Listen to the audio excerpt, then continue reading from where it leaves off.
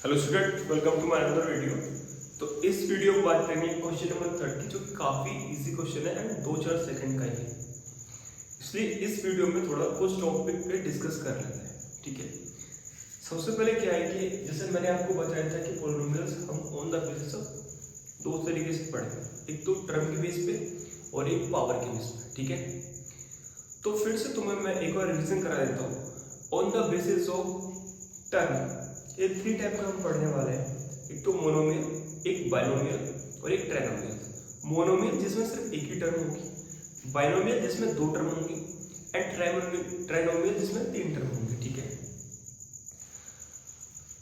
जैसे एग्जांपल के तौर पर मैं आपको समझा देता हूँ कि ऐसे मैंने कोई पॉलिनोमियल लिखा जिसे मैं लिख दिया 2x। देखो इसमें सिर्फ एक ही टर्म है, इसे मैं मोनोमियल बोलूंगा। ठीक है, यदि मैंने यहाँ पे लिख दिया 2x + 2 एंड इसको मैं क्या बोल सकता हूँ, बाइनोमियल बोल सकता हूँ क्योंकि इसमें 2 टर्म है। एंड मैंने यहाँ पे लिख दिया 2x² प्लस का 4x प्लस का 3। अब देखो इसमें 3 टर्म आ गई, 1 2 3, ये हो गया ट्राइनोमियल। समझ में आ रहा नहीं है? उसके बाद on the basis of degrees, तो यदि मैं यहाँ पे ऐसे लिख देता हूँ 2x, देखो x की डिग्री 1 ही है, क्लियर पता चल रहा है? तो ये हो गया क्या, लीनियर। ठीक है, यदि मैं यहाँ ऐसे लिख देता हूँ 2x² प्लस 2x, ये क्या हो गया, क्वाड्रेटिक। ठीक है, एंड यहाँ पे ऐसे लिख देता हूँ मैं 3x³ प्लस के 4x² प्लस के 2, ये क्या हो गया, क्यूबिक। अब देखो यहाँ पे एक चीज ध्यान रखना है, जब भी on the basis of degree पढ़ोगे आप, तो आपको टर्म से कोई मतलब नहीं है, आपको सिर्फ देखना है कि वो वैल्यू है कि नहीं जिसकी हाईएस्ट डिग्री 3 है। चाहे उसमें 1 टर्म हो, चाहे उसमें 2 टर्म हो, चाहे उसमें 3 टर्म हो, आपको उससे कोई फर्क नहीं पड़ेगा। ठीक है, अब देखो अपने सॉल्यूशंस पे आते हैं।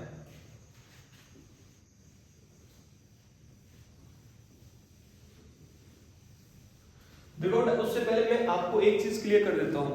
देखो आप कंटिन्यूटी नहीं बनाएंगे अपनी स्टडी में, कंटिन्यूटी नहीं बनाएंगे। आप एक दिन पढ़ोगे, 2 दिन नहीं पढ़ोगे, या फिर 2 दिन पढ़ोगे, 4 दिन नहीं पढ़ोगे, तो चीजें क्लियर नहीं होने वाली। मैं तो आपसे एक चीज बोलता हूँ कि आपको लग रहा है कि कोई चैप्टर इजी है, मान लिया बहुत से चैप्टर क्या होता है, इजी होते हैं।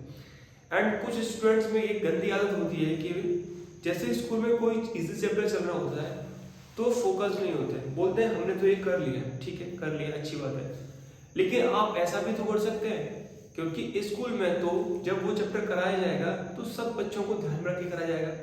इसलिए जो बच्चे वीक हैं, हो सकता है वो चैप्टर तो उन वीक स्टूडेंट के लिए भी टाइट चैप्टर हो, ठीक है, खतरनाक चैप्टर हो। तो इस कंडीशन में टीचर्स तो उतना ही टाइम लेगा, लेकिन आप सिर्फ ये समझ के कि चैप्टर इजी है, टाइम को वेस्ट करेंगे। ठीक है, आप हो सकता है उस चैप्टर के चलते समय घर पे भी ना पढ़े, प्लस अपने स्कूल में भी उतना ध्यान ना दें, लेकिन इसका इम्पैक्ट डायरेक्टली पड़ेगा आपकी स्टडी पे। सपोज करो 2 चैप्टर कोई इजी है, 1 महीने में टीचर कराएगा, एंड आप उस महीने सिर्फ इसलिए नहीं पढ़ोगे क्योंकि स्कूल में वो 2 चैप्टर कराया जा रहा है, तो आपसे बड़ा कोई भी बेवकूफ नहीं है। देखो मेरे को इस तरीके से ट्रेन मत करना है, ट्रीट मत करना कि सर आप इस तरीके से लैंग्वेज यूज करते हो।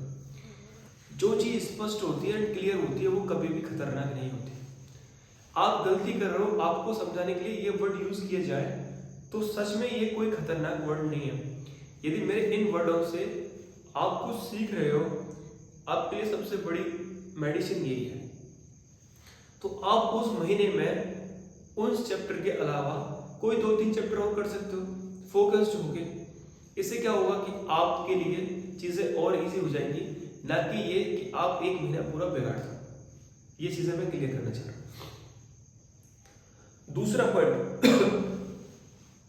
देखो कुछ पेरेंट्स को ऐसा लगता है कि होम ट्यूशंस की फीस बहुत ज्यादा होती है।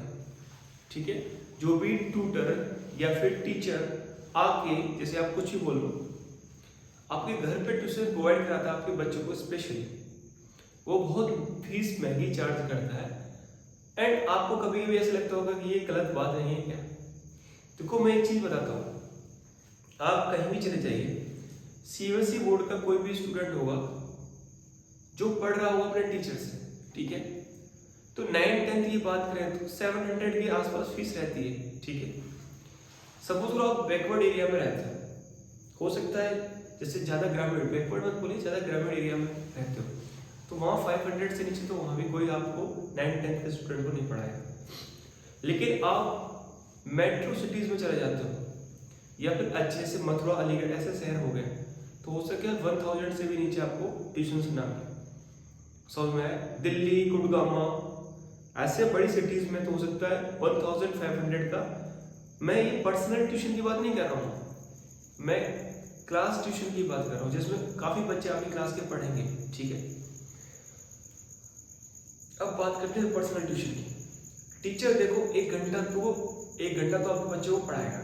सपोज करो उस टीचर का घर आपके घर से 4 या 5 किलोमीटर की डिस्टेंस पे, या फिर मान लेते हैं 2 किलोमीटर की डिस्टेंस पे। अब वो जब टीचर आपके घर पे आएगा तो इन टाइम भी खड़ा होगा। एंड जब भी वो टीचर्स क्वेश्चंस कराता है तो ऐसा तो नहीं है कि वो टीचर पहले आ जाएगा, घंटे के बाद ही आएगा। तो मिड में यदि कोई क्वेश्चन फंस जाता है तो हो सकता है वो एक्स्ट्रा टाइम भी अपने बच्चे को देगा, ऐसा तो नहीं बीच में से भग जाएगा। एंड जब वापस दूसरे ट्यूशन पे जाएगा तो वहां पे भी उसका टाइम खराब हो रहा नहीं हो रहा। तो इस बीच में 1 घंटे आपको लग रहा है कि 1 घंटा वो आपके बच्चे को पढ़ा रहा है, लेकिन उसका तो पूरा 2 घंटा यूज हो रहा है। इस बीच में यदि वो एक्स्ट्रा फीस चार्ज कर रहा है तो मेरे हिसाब से वो गलत नहीं है। जैसे कि मैं होम ट्यूशंस इतना रेट पे प्रोवाइड कराता हूँ एंड घर पे ट्यूशन मैं इस रेट पे प्रोवाइड कराता हूँ। सपोज करो जैसे मैं 9th-10th के लिए 700 चार्ज करता हूँ घर पे, ठीक है। एंड मेरा घर की क्लासेस में 10 से 12 स्टूडेंट रहते हैं, तो एवरेजली आप एक चीज लगा लीजिए, 7 से मल्टीप्लाई करने पर 10 नहीं कर लीजिए 7000 हो गए। अब मैं होम ट्यूशन प्रोवाइड कर रहा हूँ, एक तो मेरा 2 घंटा खराब हो रहा है, आपने दे दिए मेरे को सिर्फ 4 या 5 बच्चे, भाई हमारे होम ट्यूशन से 5 बच्चे इसको पढ़ाना है, फीस बता दीजिए आप। अब मैं क्या फीस बताऊँ आपको, मेरा 2 घंटा खराब हो रहा है, मैं 1000 भी आपसे पे ले रहा हूँ 1000, तब भी वो 5000 हो रहा है। एंड मेरा घर का क्लास 7000 का 1 घंटा बैठ रहा है मिनिमम से मिनिमम। तो तुम्हें ये लग रहा है कि आपको तो ये लग रहा है कि 4 बच्चों की या 5 बच्चों की आप 4000 या 5000 दे रहे हो, 5000 मान लीजिए, आपको वो फीस बहुत ज़्यादा लग रही है कि सर तो बहुत ज़्यादा एक्सपेंसिव है, हम अफोर्ड नहीं कर सकते। तो आप एक चीज़ देख लीजिए, आप 1000 पे भी 5000 का मेरा वो घंटा हो रहा है जिसमें भी मेरा एडिशनल टाइम वेस्ट हो रहा है। लेकिन घर पे मेरे को कहीं नहीं जाना है, बैठना है आराम से, वही स्टूडेंट आ रहा है एंड वो घंटा मेरा 7000 प्लस जा रहा है। तो मेरा लॉस हो रहा है कि नहीं हो रहा है? मेरा टाइम लॉस, मेरा मनी लॉस। लेकिन आपकी थिंकिंग में यही चल रहा है कि टीचर बहुत महंगा है, इसलिए इस डाउट को आप क्लियर कर लीजिए। टीचर यदि होम ट्यूशन प्रोवाइड कराने के लिए तैयार हो रहा है तो आपकी कंडीशन के हिसाब से तैयार हो रहा है कि आपके बच्चे को इनकम्फर्टेबल महसूस ना हो, प्रीसियस टाइम है वो पूरा मिल जाए, चाहे वो टीचर किसी भी तरीके से आ रहा है, समझ में नहीं आ रहा है तो प्लीज ये जो माइंड में एक गलती है उस गलती को करेक्ट कर लीजिए। रियली में टीचर का ही लॉस होता है होम ट्यूशन से, टीचर का बेनिफिट नहीं होता, ठीक है ना। चलो अब सॉल्यूशन कर लेते हैं इसको। वन एग्जांपल बताना है बाइनोमियल का जिसका हाईएस्ट डिग्री 35 होगा, ठीक है। बाइनोमियल मैंने ऑलरेडी आपको बता दिया था कि जिसका 2 टर्म होते हैं उसे बाइनोमियल बोलते हैं, ठीक है। आप पहले लिख लीजिए कोई भी x प्लस का 5 डिग्री में चढ़ाइए, ये 2 टर्म वाला बाइनोमियल हो गया। अब कंडीशन पे आते हैं जिसका हाईएस्ट डिग्री 35 होगा, तो हाईएस्ट डिग्री 35 ऐड कर दीजिए, ठीक है। यहां लिख देंगे is a example of binomial, ठीक है, बाइनोमियल फिर डिग्री 35 समझ में आया। एंड इसका एक और पार्ट है, वो बोल रहा है कि एक मोनोमियल्स बनाइए जिसका डिग्री कितना होना चाहिए, 100 होना चाहिए। एंड मोनोमियल्स मैंने आपको बताया था जिसका एक ही टर्म होगा उसे मोनोमियल्स बोलेंगे। तो आप कुछ भी लिख दीजिए यहाँ पे y एंड उसका डिग्री चढ़ा दीजिए आप 100, ठीक है। यहाँ लिख देंगे is a example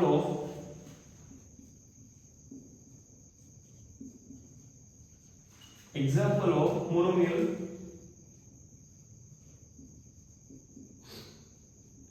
with degree 100। Sir मैंने बस इतना सा क्वेश्चन था, इसलिए थोड़ा सा कुछ आपको रियलाइज करा दिया कि कभी भी टीचर को गलत मत आंकना।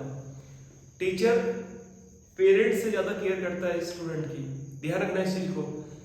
आप एनालाइज कर लेना या रियलाइज कर लेना, कुछ भी कर लेना, तुम्हारी जो मन करे।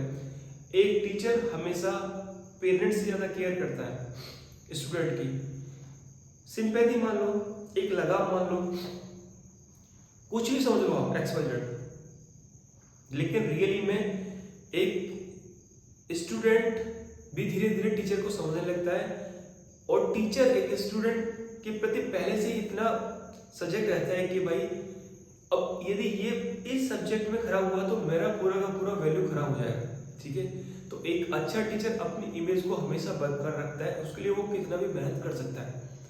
बस एक ही चीज यहाँ पे थोड़ा दिक्कत क्रिएट कर देती है कि पेरेंट्स पैसा खर्च करता है लेकिन कुछ स्टूडेंट पढ़ते नहीं है, एंड इसका ब्लेम पूरा का पूरा टीचर के ऊपर आ जाता है। इसलिए मैं टीचर सोसाइटी से भी यही बोलूंगा कि जहाँ पे आपको ऐसे स्टूडेंट मिले हैं जो पढ़ने में कोई भी इंटरेस्ट नहीं ले रहे हैं, चाहे आपको पैसे मिल रहे हैं, प्लीज अपना इमेज मत खराब करना, वहां से ट्यूशन क्विट कर देना, ठीक है।